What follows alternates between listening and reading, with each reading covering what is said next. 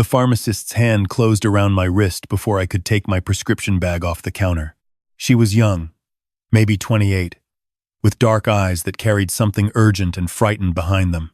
She leaned forward and dropped her voice to barely above a whisper, glancing once at the customer behind me in line. Mr. Mercer. Her name tag read Nina. I need you to listen to me very carefully. Don't eat or drink anything your son brings you. Not until you've talked to someone. She pressed the bag into my hand. Please. My phone buzzed in my coat pocket. I pulled it out with my free hand and read the message on the screen. Dad, Vanessa made a pot of that lamb stew you love. I'm bringing dinner tonight. Be there at 6. Don't eat beforehand. I stood in the middle of Ridgeway Pharmacy on a gray Tuesday in February, holding my blood pressure medication in one hand and my phone in the other, and felt something cold move through me that had nothing to do with the weather outside. 3 months. That's how long it had been since the headaches started. Since the mornings when I woke up and couldn't remember if I'd already made coffee or just dreamed about making it. Since my hands had started trembling in a way my doctor called age-related and adjusted my medication twice without improvement. Since my son Derek had started calling every single day, his voice wrapped in a warmth I hadn't heard from him in years, asking how I was feeling, offering to bring groceries, suggesting gently, carefully, like a man testing ice that maybe I shouldn't be driving as much. I was 64 years old. I had spent 31 years with the IRS Criminal Investigation Division, tracking fraud schemes so intricate they looked like abstract art from the outside and like theft from the inside. I knew how to read a pattern. Standing in that pharmacy, I finally let myself read this one. It had started the way these things always do, with something that looked like love. Derek called on a Sunday morning in early November. The first real call in over a year of polite monthly check-ins. His voice was different, softer. He said he'd been thinking about how much time had passed since his mother died, how he hadn't been there for me the way he should have been, how Vanessa and he wanted to make things right. Could he come for dinner that week? I said yes before he finished the sentence. My wife, Margaret, had died 22 months earlier. Pancreatic cancer. 4 months from diagnosis to the end. The house in Bexley had been quiet in a way that felt structural after she was gone, like something load-bearing had been removed and the walls were simply waiting for the right moment to come down. I had our dog, a 12-year-old beagle named Francis, who slept at the foot of my bed and occasionally looked at me with the particular sadness of an animal that understands more than it should. Derek and I had not been close since Margaret's funeral.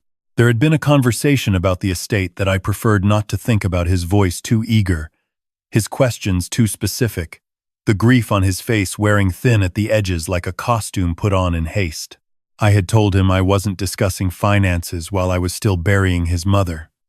He had left early. Vanessa had not come at all. But November felt like a new start. He brought a bottle of wine. Vanessa brought a casserole dish and a smile that almost reached her eyes. We sat at the kitchen table where Margaret and I had eaten 30 years of dinners, and Derek talked about his job, his neighborhood, some renovation they were doing on their house in Worthington. He was careful not to mention money.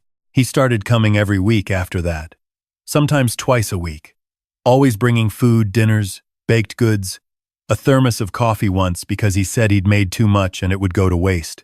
I drank it all. It was good coffee, rich and dark, the way I'd always taken it. The headaches started in December. Nina watched me read Derek's text. When I looked up, her expression had the careful neutrality of someone who had rehearsed what they were about to say and was still afraid to say it. "Come around to the consultation window," she said. "Please." I followed her to the small private alcove at the end of the counter. She pulled up something on her screen, then turned it so I could see. "You've been prescribed metoprolol for blood pressure for 6 years.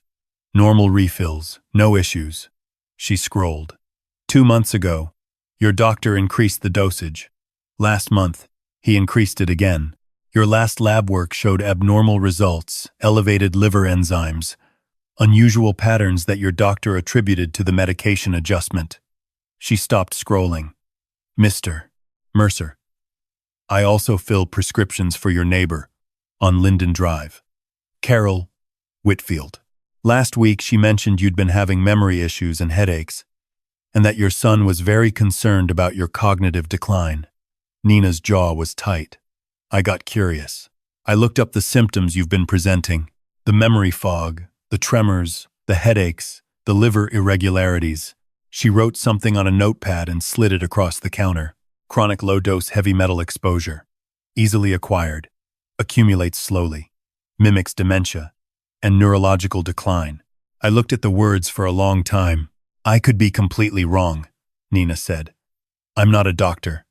I'm a pharmacist who has filled your prescriptions for 4 years and noticed a pattern. But Mr. Mercer, she hesitated. When I mentioned cognitive decline, did your son say anything about power of attorney? The table in Derek's dining room? 3 weeks ago. Papers spread out casually while Vanessa poured coffee. Just some estate planning documents, Dad. Mom would have wanted you to be protected. Sign here, and just initial at the bottom. I had looked at them, and something had snagged in my mind. Some old instinct. And I had said I wanted my lawyer to review them first. Derek's smile had stayed in place, but his eyes had gone flat and still, like a pond after a stone breaks its surface. He mentioned it, I said. Nina nodded once, slowly. Get a blood test. Don't go to your regular doctor. Go somewhere new. Somewhere your son didn't refer you to. She pulled the notepad back. And Mr. Mercer, don't tell him you know. I drove home on autopilot. 30 years of professional habit, locking my face into neutral while my mind ran the numbers. Motive. My estate. The house in Bexley had been appraised at $520,000 in October. I knew because Derek had casually mentioned he'd had a friend in real estate take a look at the neighborhood values. My retirement accounts and Margaret's life insurance together sat at just over $200,000. If Derek held power of attorney and I was declared cognitively impaired, he controlled all of it. Means access. He came every week. He brought food and coffee.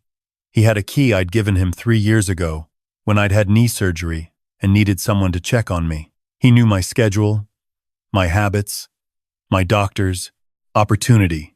He'd had 4 months of it. The tremors in my hands were not age. The headaches were not stress. The mornings I couldn't find words that should have been simple were not the beginning of the end. They were a campaign, methodical, patient, and carefully designed to look like natural decline. I had spent 3 decades finding exactly this kind of scheme in corporate ledgers and offshore accounts. I simply hadn't expected to find it in my own kitchen. I parked in the driveway and sat for a moment, looking at the house. Francis would be waiting by the door, his whole back end wagging the way it did when he heard the car.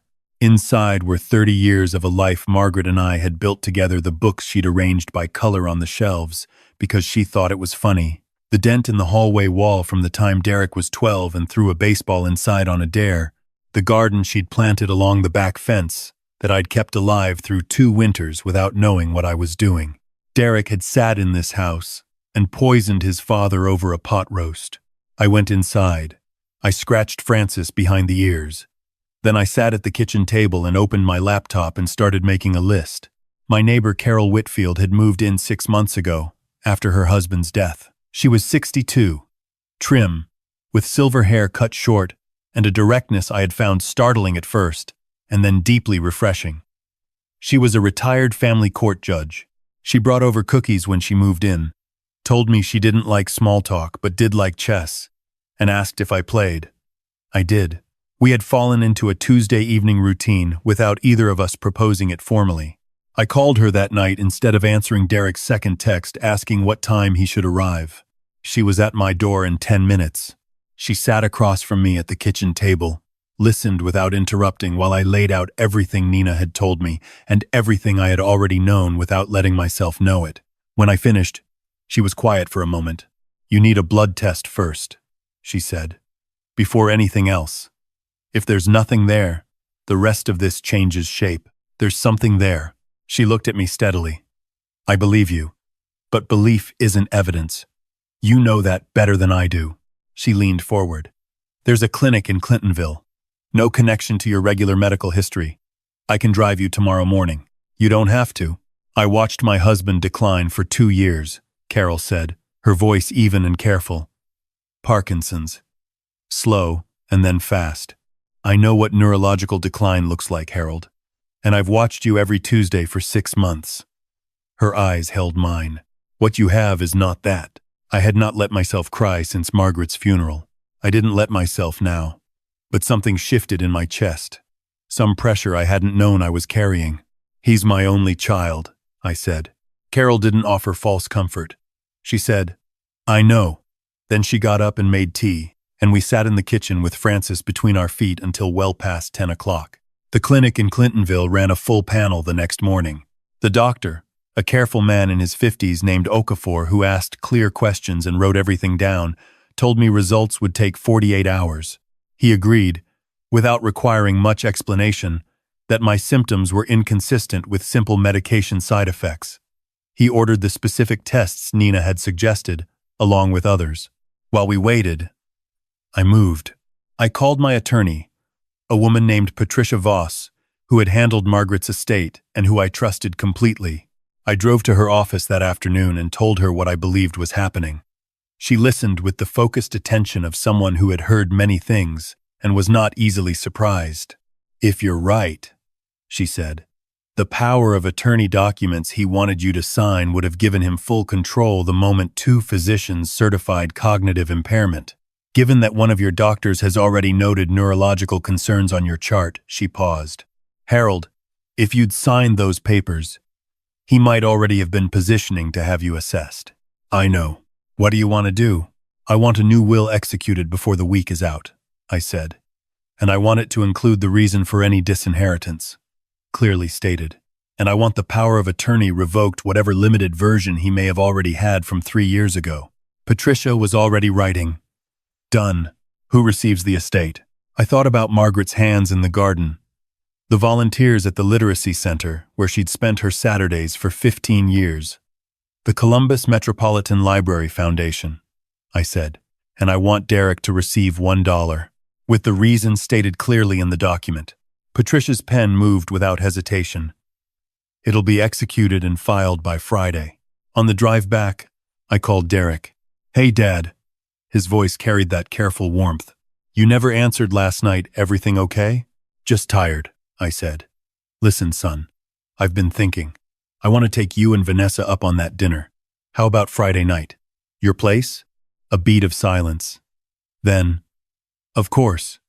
Friday's perfect. Vanessa will be thrilled.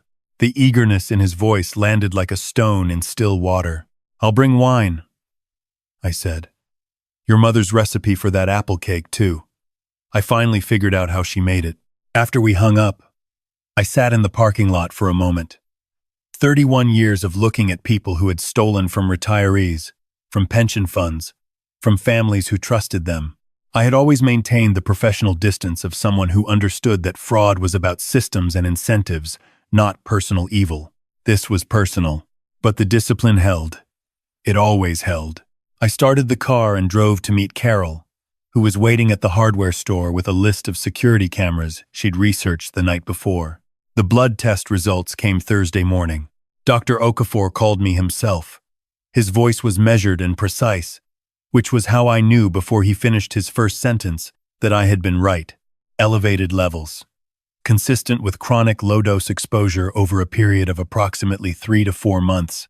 Not enough to be acutely dangerous, but sufficient to cause exactly the symptoms I had been experiencing. He used the clinical term. He asked if I had a safe place to stay. He told me I needed to report this. I told him I was already working on it.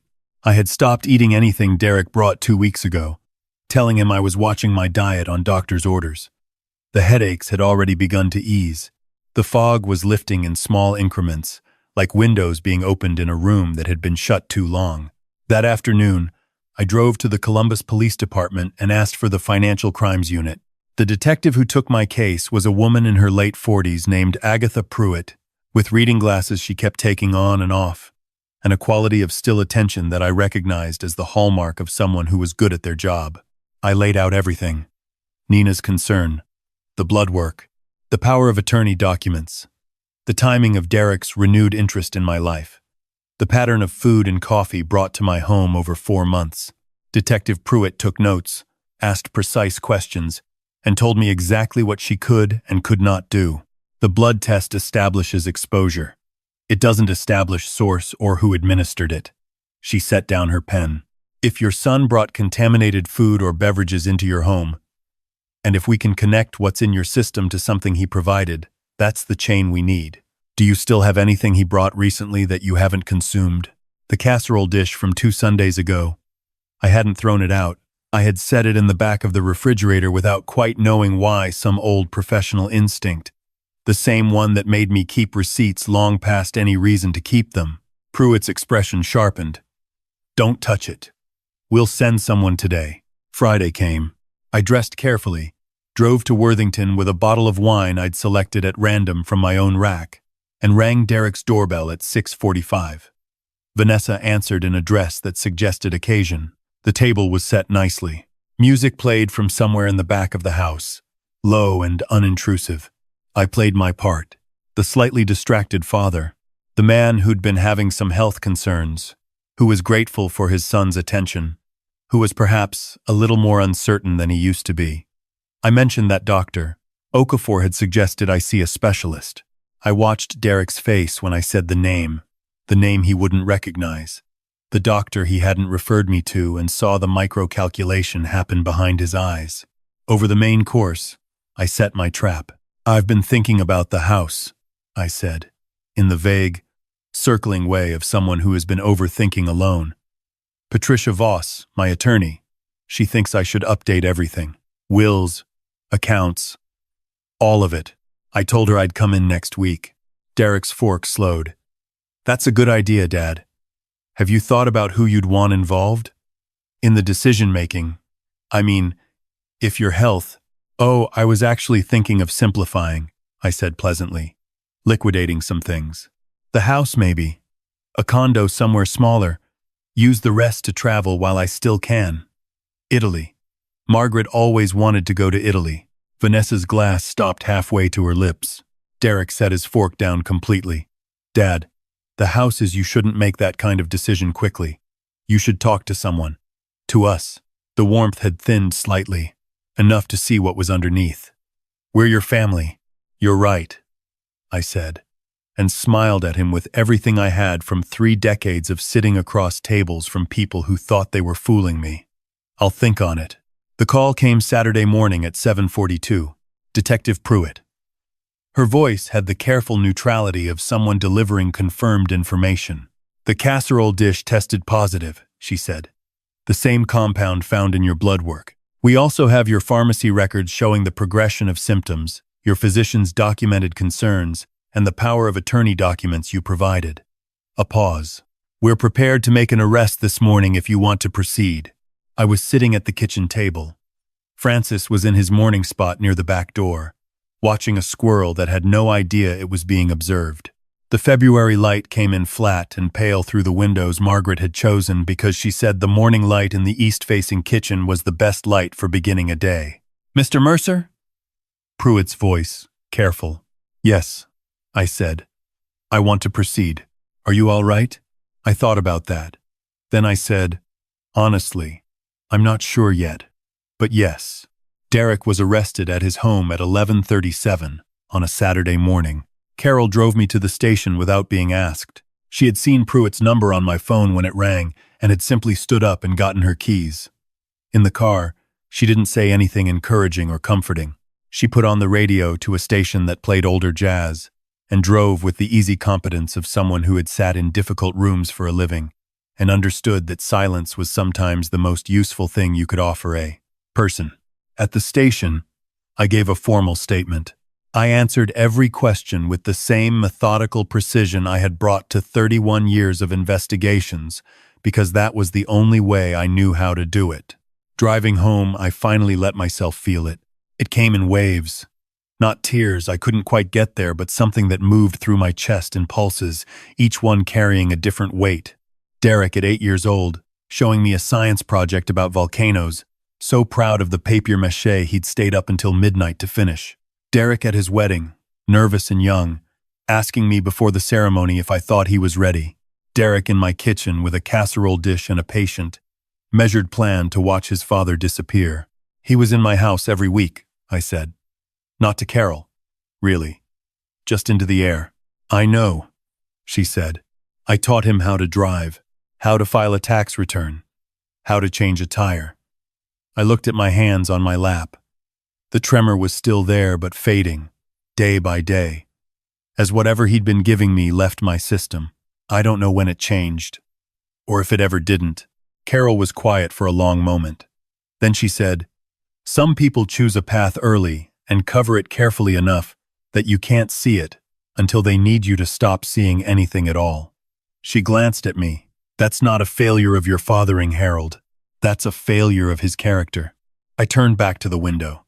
The city moved past, ordinary and indifferent to the thing that had just been dismantled. "I'm going to need some time," I said. "Of course you are. Not from you," I added, and wasn't sure if I'd meant to say it out loud. There was a pause, and then Carol said quietly, "Good." 3 weeks later, Vanessa's attorney contacted Patricia Voss with a cooperation request. She had not known the full extent of Derek's plan. She claimed she had believed the substance was an herbal compound that would accelerate cognitive symptoms already present, not something introduced deliberately. Whether that distinction held up legally would be the prosecutor's determination. She agreed to testify. Pruitt called me herself to explain the charges: attempted murder in the second degree, elder abuse, fraud. The Financial Crimes Unit had discovered that Derek and Vanessa had already opened a joint account into which they'd planned to funnel my assets once the power of attorney was in place. The account had been opened 6 months ago, 1 month before Derek called me on that Sunday morning with his warm, careful, rehearsed voice and his offer of reconciliation. The planning had preceded the warmth. The warmth had been a tool. I sat with that fact for several days. I went to the literacy center, where Margaret had volunteered and donated an afternoon helping a man named Gerald learn to read well enough to get his GED. I walked Francis around the block twice each evening in the cold, watching his breath come in small white clouds and thinking about the spring Margaret had planted in the garden along the back fence and whether I knew enough to keep it going for another year. I had a conversation with Carol on a Wednesday that was not a Tuesday, which broke the pattern we'd established and somehow made it feel like the establishment of a different pattern. We were sitting on her porch despite the cold because she said she liked cold air and I found I didn't mind. She was talking about a case she'd presided over 30 years ago, a custody dispute that had changed how she thought about what families actually were. "Biology is a starting point," she said, "not a definition." I looked at her. She was looking at the bare maple in her front yard, her breath steady in the cold. "No," I said. "It's not." She turned, and we looked at each other in the straightforward way that people do when they've already passed the part of an acquaintance where things need to be said indirectly. "I'm not ready for anything," I said. "Neither am I," she said. "But here we are on my porch in February." "Here we are," I agreed. Francis sneezed in the carrier bag at my feet. We both laughed, which was possibly the first time I had laughed without any effort required since Margaret's diagnosis. The arraignment was in March. I sat in the courtroom with Carol beside me and Patricia Voss on my other side and watched Derek enter in a suit rather than a jumpsuit, because his attorney had argued for the dignity of civilian clothing, and the judge had allowed it. He was 41 years old, my son, and he looked exactly like himself, like the boy I had raised, except that his eyes wouldn't find mine anywhere in the room. Vanessa, having cooperated with the prosecution, received a suspended sentence and probation. She had already filed for divorce. I was not surprised. The plea was entered on a Wednesday afternoon.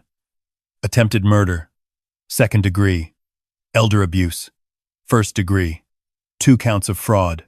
The judge asked Derek if he understood the terms of his plea. Derek said he did. She asked if he had anything he wished to say to the court. Derek stood for a moment without speaking, and then he turned, not to the judge, but to the gallery, to where I was sitting, and said the only honest thing I had heard him say in months. "I'm sorry, Dad." 4 words in a voice I didn't recognize, because there was nothing performed about it. Just 2 syllables of damage and whatever comes after damage, offered into a room full of strangers, and one man who would have given almost anything to have never needed to hear them. I nodded once.